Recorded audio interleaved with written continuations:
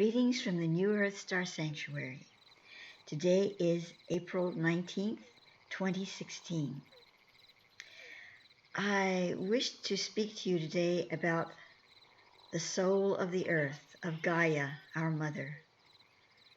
Yes, she does have a soul, as most of you listening to this probably believe already, but I would like to address it in Thoth speak, in what he presents to me and what I've seen in the Akasha about it, and just sort of talk about it in that reference.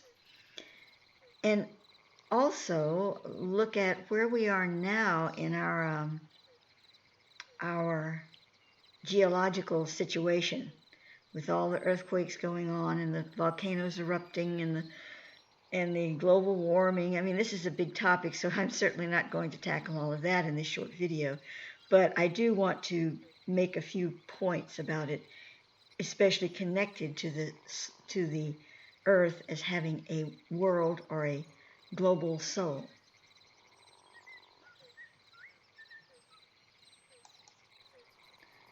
Let us address first what a soul is. Well, I'm sure that I will fall short in addressing truly what a soul is, because human understanding just really can't put that into words.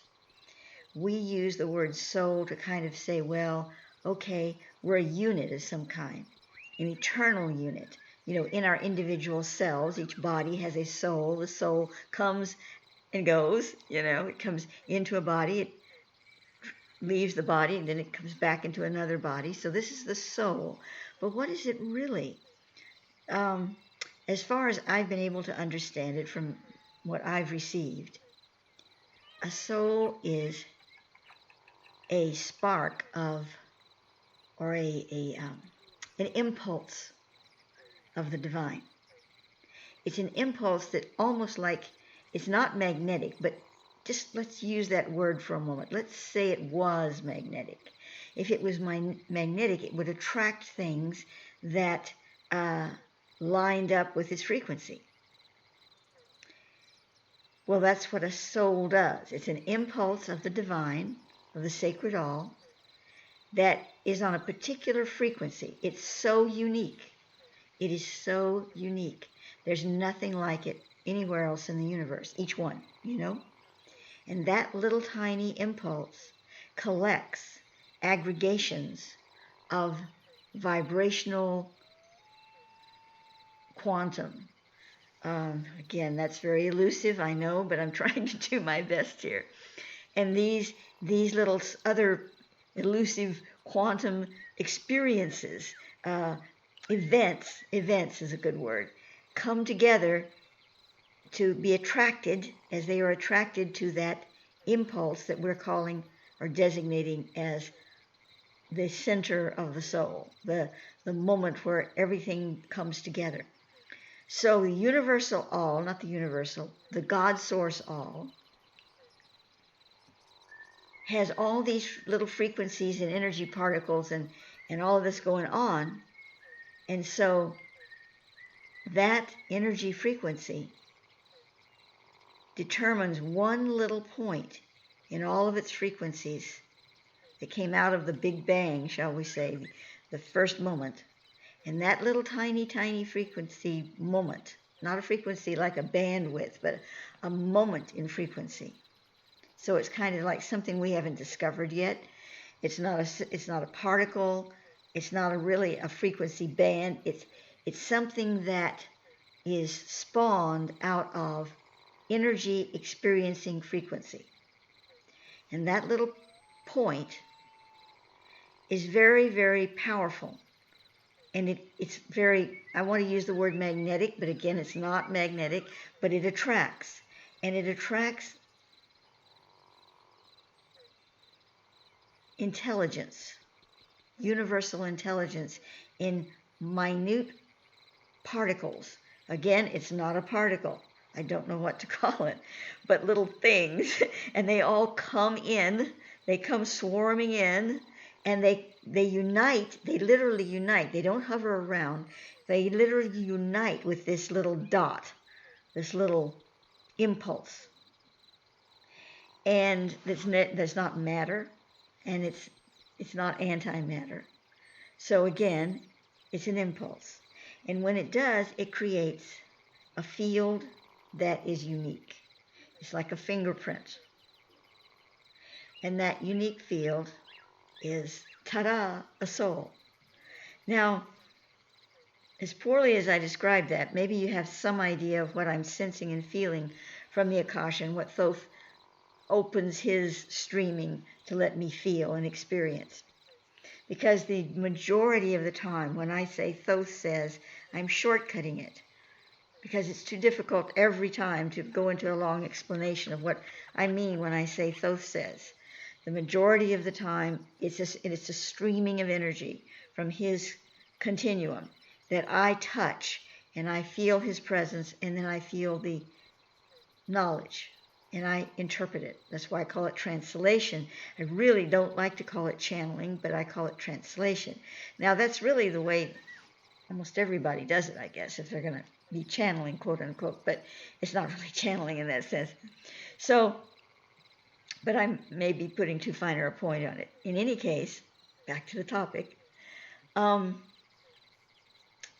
So this feeling that I receive from the Thothic streaming about it is that a soul is a complete unit of intelligence. It feels, it knows, it experiences, not as it does in the human body, when it's incarnated. That's a whole other emotion. The emotions come in, the personality comes in, but the soul itself is purer than that. It doesn't have emotions, but it can have a higher expression of what we call love. Now, there's no hate in a soul. That comes into the personality and all of that. And in souls that are discarnate, they still have a template that they've wrapped themselves around like a blanket. And so when they jettison out of the body, the personality is still somewhat collected about the soul, at least for the experience that we have interrelating with these souls, okay? Because we're having to do this, we're having to talk about this in a sense of time. And of course, there is no time in the universe at all. So, the soul has a sense of experience, even without its personality, but is much broader and much vaster than we can ever interpret it. And then when it is still involved in the vibrational element of reincarnating, even though it hasn't reincarnated yet, it's in another envelope of experience that's more human in scope. Okay, so I think we better leave that for a moment and go to the Gaia soul, because, I could go on and on trying to explain what a soul is. So let's just look at Earth. Now, the Gaia soul, or a planetary soul, is an expression of all the souls there. And yet, it is more than that, because when the soul enters the planet, it does so as in a creational moment that is timed with the frequency of its physical evolution. Its evolution in the matter construct. There's a moment, just like there's a moment in the womb with a baby, when the soul makes that contact. It's the same thing for Gaia or any planet. However, when that moment is reached and the soul comes in, these planetary souls don't shift around and become people souls and then planetary souls. They're a special vibrational connection. So we have the impulse that forms people souls or animal souls, and then we have the impulse that forms planetary souls. It's really a different thing, but it is in the finer, in the ultimate sense, a soul. So whatever it is, there it is. It comes into the earth and it's present, and we can relate to it on some levels as a soul. Before it entered the planet, it would have gone through various levels of cosmic experience. Now, the interesting thing is when it comes into a planet, and let's say that planet, it doesn't last forever, leaves, is destroyed, goes away, the planetary soul can only reincarnate into another planet that is connected to that vibrational element. So planets spawn babies in this sense, in a vibrational sense. Like when we're talking about the new Earth star, that is a planet that is spawned from the planet we're on now. We think of it as the same world because we're collecting all this energy and moving it upward. That's true. We are ascending that energy. But that is how we are receiving our new planetary form. In some other instances, with other worlds, other planets, maybe they don't do an ascension thing. Maybe they never have even any, they go through another process. And so, in that instance, the vibration has to move into other areas. Maybe there's a lot of different vibrations that move out of it into other areas and form a chain of planetary possibilities. And that planet will, through a quantum experience, incarnate into one of those possibilities, or maybe all of them, because we're really not talking about location. We're talking about quantum experience. Now, I'm going to take a little side trip here because it is important and I'd like to add it. And that is that there are very highly evolved souls, like human souls, only very highly evolved, like Thoth's, illumined, and made further than that. Thoth isn't the end all and of all souls. They're even beyond that. We're not even talking about angelics because they're their own category. And I don't even know what to call these souls, okay? But they're there. And they are incarnate in certain realms that are non-physical to our sense of the word. Because see, Thoth doesn't go by this physical, non-physical thing. He goes by gradients of vibration. But we have to kind of use those terms so we can kind of understand what we're talking about. So they're incarnate in this level of experience. And they are capable and do at times merge with a planetary soul that has not yet received a planet or is in the process of in between planets. I don't know exactly. There's some gaping holes here in my information. So I don't know if they can do this between planets or it's when they first come in or how that works exactly. But these souls, these incarnated souls, can accept a merging with a planetary soul for a period of time. And in that period of time, the planetary soul receives information about individual soul process. So then, when it incarnates into a planetary realm, and you see, it doesn't just, cruise along and say, there's a planet with my frequency, I'll go there. No, it selects a possibility, a probability. Probability? I think probability is a better word. Yes, it selects a probability, but there's several probabilities. And it selects one, or maybe all of them. And then out of that grows a planet before the planetary soul enters the planet. So then, it enters the planet. Now, if that planetary beingness, soul, has That bird is driving me crazy. Uh, sorry, I can't concentrate with it, but I can't click on it now, so I'll just have to live with it. So anyway, what was I saying? Oh, yes.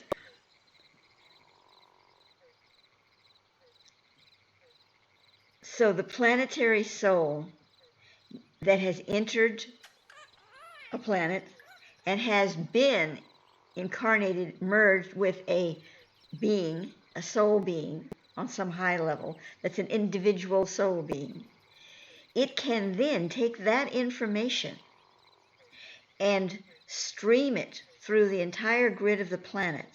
And that is an invitation. And the invitation is saying, come to mama. Come to mama. And as that happens, souls begin to want to come to that planet. And that means the planet starts to become habitable for those souls. Or maybe it's already in the process, but it works even further to become habitable for that condition in those souls.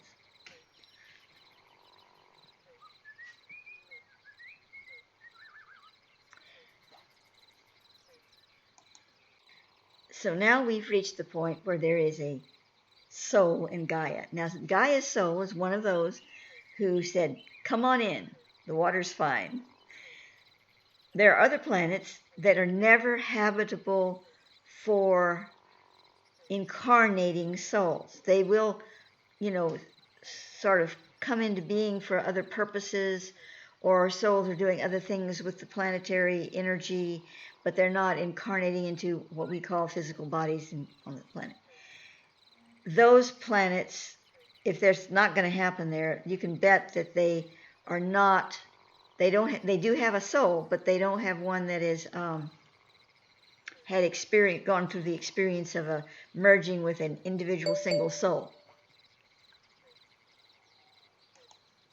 Whoops, sorry about that. So Earth does, and Earth's soul had an experience with a being, an individual being, and merged with that being, and that being was of an Earth kindred type. Even though it was highly advanced, it was, a relationship, a relative. So we have a very people-friendly planetary soul.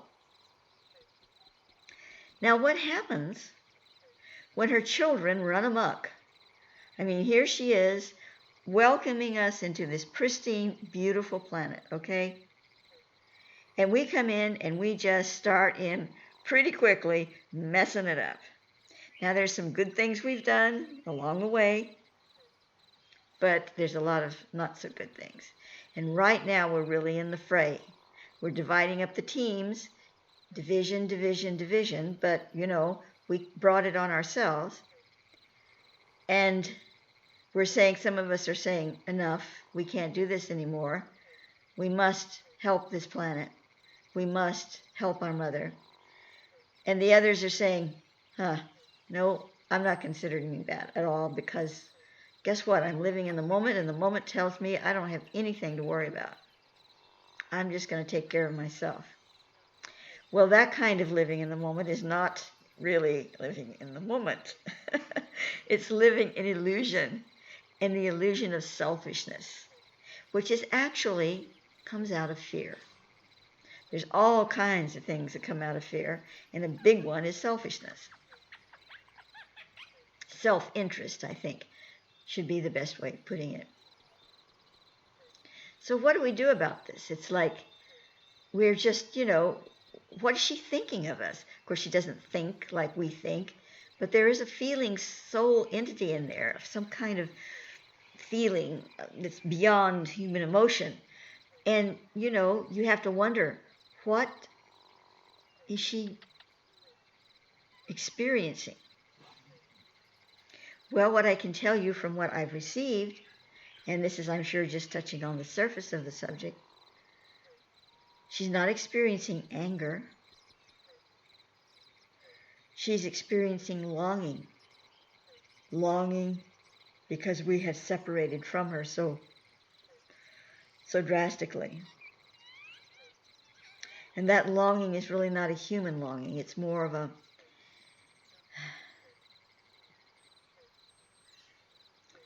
like when water falls over the waterfall, and we live on a gravity planet. The water is pulled down. Well, that pulling feeling is coming out of Mama, and she's pulling us to her, pulling us, pulling us. And the more we resist, the more she pulls, because this is the law of nature.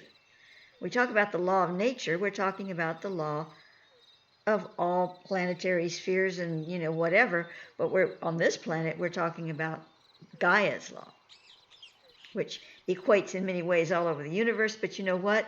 All over the universe is inside us, because we're looking at ourselves through quantum lenses. There is no out there. So our experience of the universe, our experience of everything out there, is seen through the lens of our Gaia experience, because we and Mama Gaia are one. When she called the souls to her, she claimed the souls. Now, technically speaking, we're one with every soul everywhere. We're one with everything. But if we bring it down to our experience and our acceptance of divinity, we're looking at the planetary soul that we live upon, the earth. And she is us and we are she. So we're really, just chopping ourselves up in little pieces when we destroy this earth. It's not about killing ourselves and killing the planet. It's about something far bigger than that. And it's not even about karma. Much, much bigger than that. It's about shutting ourselves away from our divinity, which may take a long, long time as we think about time to get back there. And what is it doing to the rest of the universe? We're all connected. That's why so many of the beings that are coming to this world are very, very concerned, even the ones that aren't of our kindred.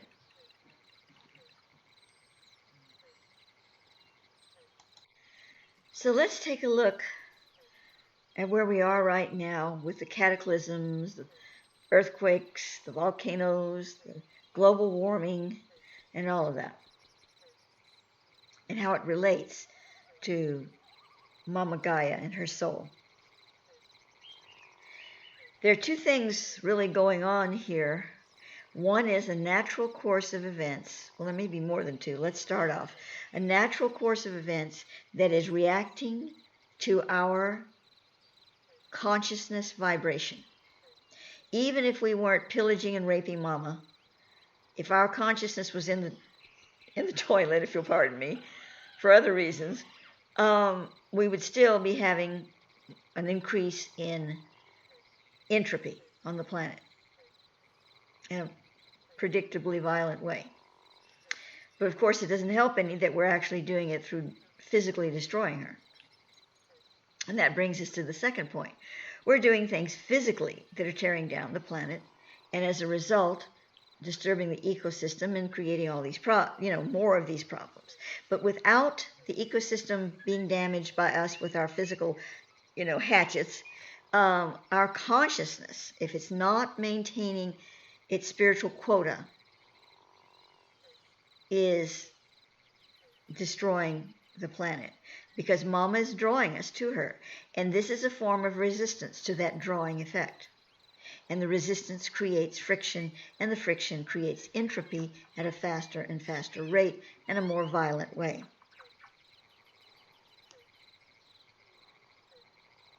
Now, when we look at global warming, there are really two things. If humanity was not doing anything to create global warming, well, breathing in and out is part of creating global warming with so many people on the planet. So let's say there weren't any people on the planet, or just, a little Cro-Magnon handful or something, and there were a few little animals and whatever, but it wasn't what it is now. We would still go through cycles that would go through a global warming ice age, whatever. But they would be much fewer and far between, and they would be less destructive. Now, what we're doing with that, what we're doing with our pollution and all the stuff that we're creating, and so many people on the planet breathing in and out, it's speeding it up, and it is making it a more violent situation. Because there are ways that humanity can move through planetary transitions that may seem extremely viable and extremely transformational on the planet itself. If we look back to eons and eons ago, there were civilizations on this earth that moved through ice ages, global warmings, and things. And we're talking about Lemuria way back before the Atlantean tsunami, way back there.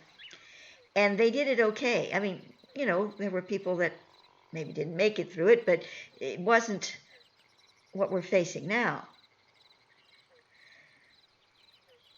So we're creating the knot in the chain.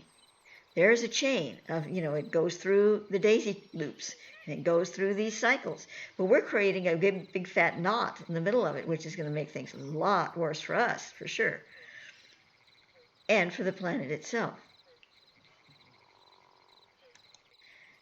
Now, as I'm speaking this in April 19th of 2016, we've been having a heck of a lot of things going on in the last week, with the horrible earthquake in Ecuador and all the volcanoes going off and all the other earthquakes and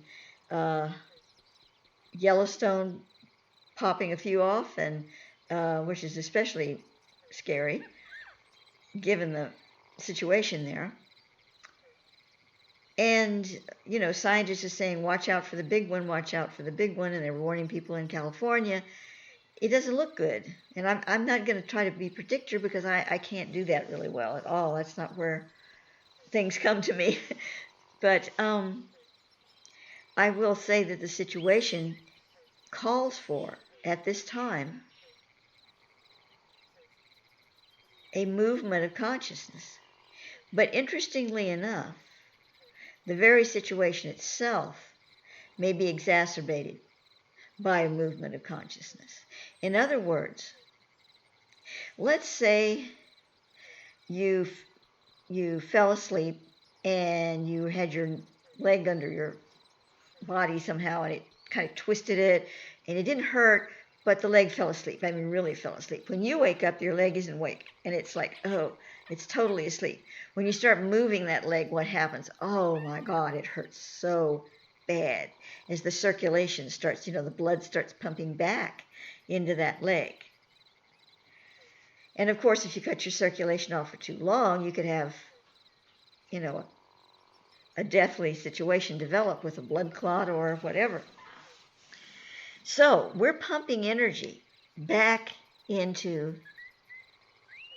an asleep limb of our body, so to speak.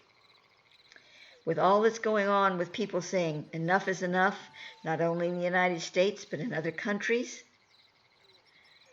And they're consciously willing change. And it's for the most part nonviolent, because I'm not speaking of, the stuff that's been going on forever on this planet that's very violent. I'm talking about the more recent things in the countries that, like the United States and Europe and Spain and Russia and Egypt, different places. So what's happening is this circulation is starting to flow again. So this is upping the level of energy consciousness in the planet, and it's setting off points that were, going to probably blow here and there anyway, at one point or another, but they're all really going off now because we've brought that energy up to its cap. So does that mean we should all lie down and go to sleep again? No, not at all. We have to go through this process. But as we are doing it, it is so, so important to pray for this smooth transition and to keep our consciousness even with our heart-centered being.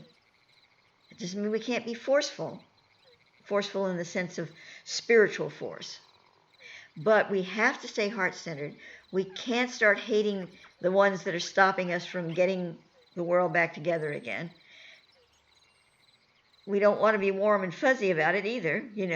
It's tough love, but it's love.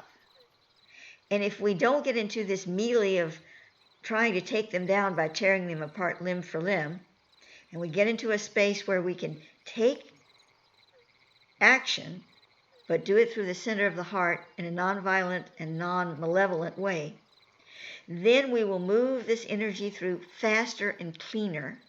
And after the bumps and the grinds that are going to happen, things can start settling down again, and really settling down.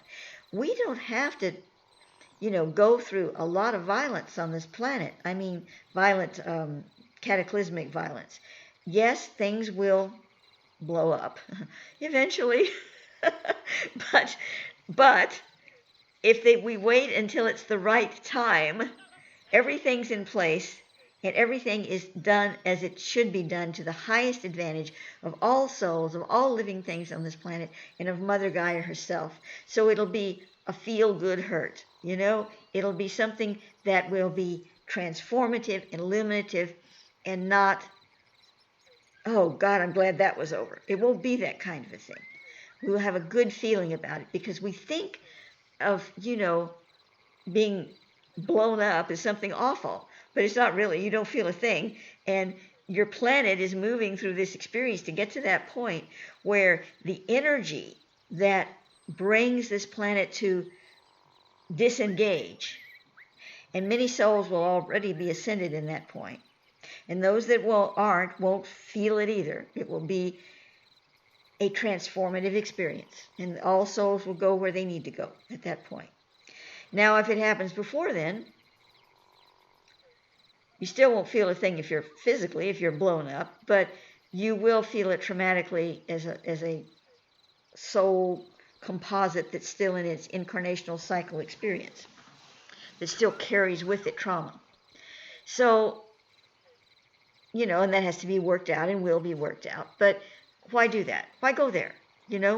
We can make this a process on the planet where the most people possible through their own choices, can experience a blissful, loving, and attachment-free transition one way or the other. Whether it's before the planet disengages, as Thoth prefers to call it, I'm calling it blown up, which is a bit crude, I guess, or after, during that process. Either way, if we make it to the point of non-combustible unity, then we experience the bliss.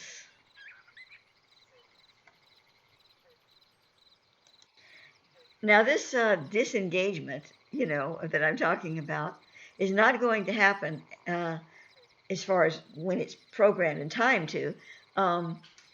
I say programmed by the universal all, the laws of nature, and the guardian beings that are helping this to its proper fruition until the right moment. And I say, well, what if it happens before then? Well, it's possible that it will happen before then, but what is more possible is that we simply have a very, very rough ride. I mean, we could go that way, and we don't want that. That's not good. Or we could have a much smoother ride. So that's really what we're looking at. Not the planet blowing up too soon, but the ride to get to the point of disengagement being really rough or smoother. And of course, each individual is going to experience it a little differently too, but I'm speaking about a mass energy, a mass consciousness. Now, Mama is always there for us. Mama loves her children no matter how naughty they've been. And she's a very good mother, a very evolved mother. And she's going to start speaking to us. Oh, yes, good boy, good boy. She's going to start speaking to us through animals, little birds, Bernie birds, all kinds of birds. And she really is going to start speaking to us. Well, she already has, of course. She's been speaking to us since day one. But I mean, there's going to be an acceleration of that speaking. And it's going to be in a lot of different ways. It's going to be very obvious. And I go back to the bird that landed on Bernie's podium while he was speaking. I mean, this is the kind of thing that we're going to see in a lot of different ways, a lot of different circumstances, and not just with birds. Animals are going to show it to us. Nature is going to show it to us in a lot of different ways, because nature is her language. Nature is her body. Nature is the soul of her being speaking to us in all ways at all times. So she's really going to start talking to us now, and we really need to listen. She can guide us to that place in our being that allows this experience of passage to be graceful. Now we need to talk just a little bit about the planetary genius. I've talked about it before, I know, but it's a very big subject, and it's with all the things I talk about, most of you probably going, yeah, I kind of remember that, but not really, you know? And it's so important in this topic, so I'm going to go back and I'm going to read to you about it just a little bit here, and also this golden rose thing, which really links in. If I can read the tiny print on my screen. When the sounding of the central sun golden rose reaches a certain stage in progression, a wave of golden light, known as the Gaia Vatha, will updwell from the atoma of this sphere and enter all matter, which is then resonant with the 4444 octave of ascension. This golden light, which will be plainly visible to the human eye at that time, contains all the light codes of the earth, even those portions that will not go through the stargate. These codes will be impregnated with the ascending matter to be carried as a full holographic insertion into the new Earth star. Next, certain soul groups of this Earth who are about to begin the exodus will interact as hosts for various aspects of planetary dissembly. Some of these souls will take up their forms at this time and move as vanguards through the stargate. Others will pass through the spiraling abysses of lower magnetic energy within the earth that are being separated from the higher light, allowing that light to be redeemed through the stargate. These cesspools of lower magnetics will be powerful, pulling on the loosening fiber of linear weave and matter, trying to reorganize it and bring it back into the old forms. Those ensouled humans who will pass through it must have been prepared for this experience through lifetimes of working with the cellular fire in the body and the magnetic alignments in matter. They will know, they will feel the insertion points through which they will slip through into the core of the earth. Once they have moved through these dark portals, they will use their own magnetic threads, which have now loosened from the old magnetic grids, to attract the planetary genius from the Earth's central sun atoma. The initiate on the planetary genius. Now, this is Thoth. I used to call him for a period of time the initiate, or he called himself that. Anyway, Thoth speaking. It is the completed thought form containing the identity of consciousness for your world domain, from its alpha through omega, beginning to end. It is untainted, free of all illusion, and yet it is not omnipotent, as it defines and identifies. Therefore, it has a distinct polarity, and that polarity is to qualify and preserve the Ashatin of Earth. The Ashatin of Earth is the latter days. It's the memory of everything that comes upon the record. The scroll is undone. Look, see, here we are. This is what we've added up to. This is the score. And that is the Ashatin, what Ashatin means, well, in my, not Thoth speak, but Maya speak, of the earth. Okay, Rowena Kreider, a dear friend of mine who's since transitioned, in her Gaia Matrix Oracle defines Ashatin thusly. The earth is a wisdom body. Gaia has the perennial tradition at her core.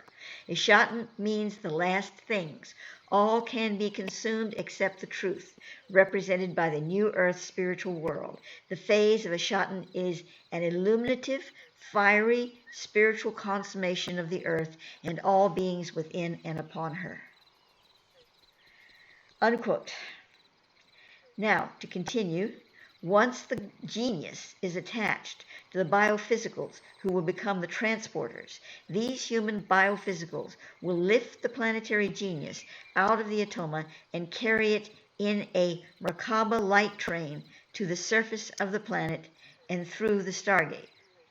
A grouping of Earth souls who have already passed through the Stargate will wait on the other side to receive the genius. This receptive group will have been holding the matrix of light for the delivery, as those souls who are recovering the planetary genius move through the dense magnetic pools and into the Holy of Holies within the earth. As the two groups come together, the exchange will be made, and the genius, the synergy involved for the retrieval and reinsertion of the planetary genius. I'm sorry, and I read that wrong. Let me start over.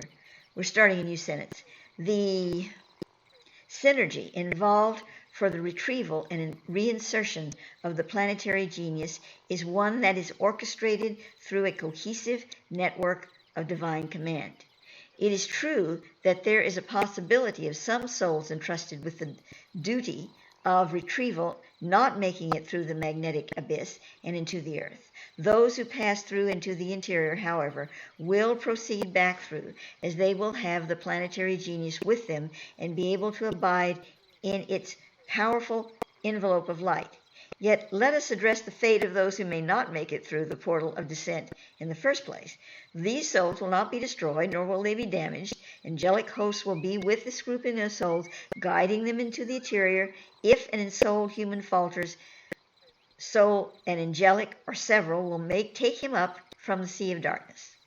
They will not perish. They would then be brought into the gatherings of this grouping of souls, guiding them into the interior.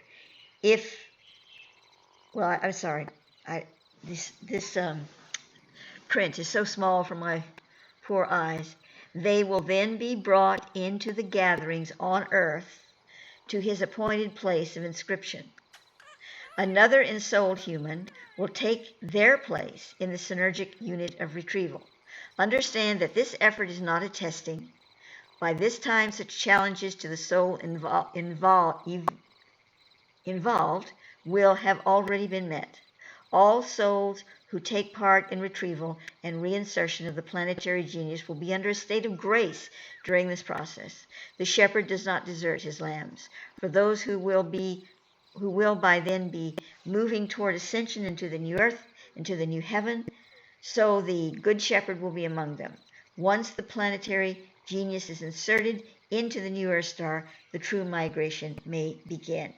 Now, when he's saying good shepherd, and he's really not speaking of Jesus like the Bible does, although Yeshua, all the ultimate beings will be present in this process, and certainly Yeshua, the soul and all the Christic consciousness reverberating in him. But it's really more than that. The shepherd is the whole thing, all the shepherding energy that will be with us at that time. And so the planetary genius is really important in all of this. We're not going anywhere without it, because it's the hard drive of Mama. And when we bring the planetary genius into the world system too, and recollect her energy markings, her land in the light codes that are brought with us, we must have the planetary genius to realign it all. It doesn't mean that we go back to square one. We're in a new Earth system, but see, the planetary genius is not holding on to all the crapola. It has the pure codes. And that's what we need to draw Mama into us, so that the planet has her present with us. And she's going to be so happy about that. So in conclusion, because this short video has become probably somewhat long, right now it's really important to realize that we're a ship passing through very shallow and narrow passage with very shallow waters. We need to stay heart-centered. We need to experience the energy in its fullest beauty and move through very on target, very focused. not fear, love, but also determination, will. Not the will of the lower self, the will of the higher self. And our egos need to be unfettered and guiding us. Now, what does that mean? I'm not going to go into the subject of egos again too deeply, but, according to Thoth, the ego is a good thing. We just have to give it the right job. So that's why we got to bring our egos in on board, and we got to say, here's your job. Navigate, help us navigate this ship. Because the ego is very magnetic. You give it a job. It's like a little, hound dog that says, go get that pheasant, and it's on track. So bring your ego into a spiritualized role, and it's going to help in the whole guidance process. It's really important. Okay, love you all, and I'm going to conclude this video here. Aloha.